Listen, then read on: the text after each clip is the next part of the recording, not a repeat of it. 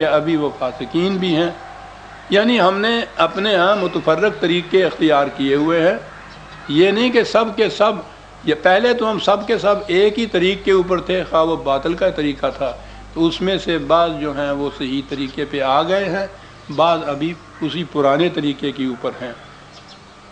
لیکن وَأَنَّا ظَنَنَّا أَن لَن نُعْجِزَ اللَّهَ فِي الْأَرْضِ وَلَن نُعْجِزَهُ هَرَبًا۔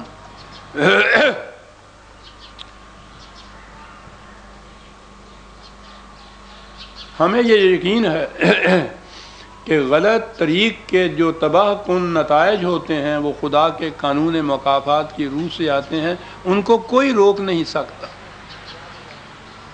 ان کو کوئی ناکام نہیں کر سکتا، اور نہ ہی ان کی حدود سے بھاگ کر کہیں اور جا سکتا ہے۔ کتنے صحیح عقائد چلے آ رہے ہیں۔ دو ہی طریقے ہوتے ہیں کہ یہاں رہ کے ہم کنفرنٹ کریں، ان کو مقابلہ کریں اور شکست دے دیں، نہ تو یہ ہو سکتا ہے۔ دوسری صورت یہ ہے کہ اس کے دائرہ کار سے باہر چلے جائیں۔ دنیا کی سلطنتوں میں یہ ہوتا ہے نا، کسی ایک مملکت کے اندر اگر گرفت کا خطرہ ہوتا ہے تو وہاں سے کسی طرح دوسری جگہ چلے جاتے ہیں۔ کہا کہ نہیں، اس کی مملکت تو زمین و آسمان کو گھیرے ہوئے ہے، اس میں سے نکل کر بھاگ کر بھی کہیں نہیں جا سکتے، اور کہیں کھڑے ہو کر بھی اس کو شکست نہیں دے سکتے۔ ہزارہ چیرہ دستاں سخت ہیں فطرت کی تعزیریں۔ کہا ہم تو یہ اس نتیجے پہ پہنچے ہیں کہ ان قوانین کا تسلیم کرنا ہی ایسا ہے جس میں عافیت ہے۔ وَأَنَّا لَمَّا سَمِعْنَا الْهُدَىٰ آمَنَّا بِهِ، کہ بھائی ہماری تو صورت یہ ہے کہ ہم نے وہ صحیح راستے کی طرف لے جانے والی تعلیم کو سن لیا ہے، ہم اس پہ ایمان لائیں۔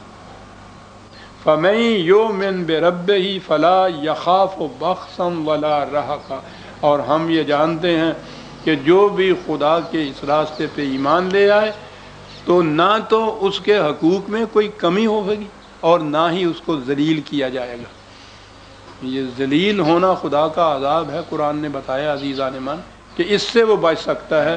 وَأَنَّا مِنَّا الْمُسْلِمُونَ وَمِنَّا الْقَاسِطُونَ، اور ہم پھر اقرار کرتے ہیں کہ ہم میں وہ بھی ہیں جو خدا کے قوانین کے سامنے جھکے ہوئے ہیں، اور وہ بھی ہیں جو ابھی تک اس سے سرکشی برتے ہوئے ہیں۔